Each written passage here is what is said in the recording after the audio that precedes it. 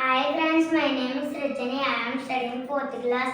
My school name is Vidyajyoti English Medium School. My class teacher name is Jansi Miss. Today my project work is Telugu Totamari Nizayati. సూరన్నకు ఏమేమి తోటలు ఉన్నాయి?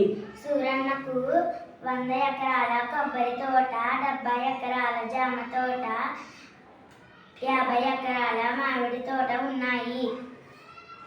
సూరన్నకు ఎందుకు ఆవేశం వచ్చింది? ఒకరోజు సూరన్న ఇంటికి బంధువులు వచ్చారు.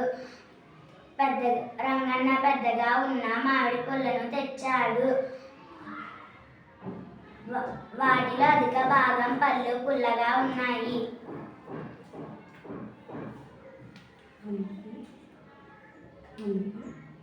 అందుకే సూరన్నకు ఆవేశం వచ్చింది. సూరన్న రంగన్నను ఏమని మందలించాడు?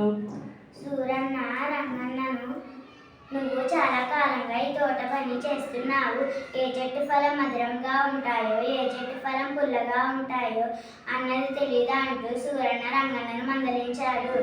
రంగన్నకు మామిడి పండు రుచి ఎందుకు తెలియలేదు? రంగన్న కాపలా మాత్రమే కాసేవాడు. ఏ చెట్టు ఫలం ఇంతవరకు తినలేదు.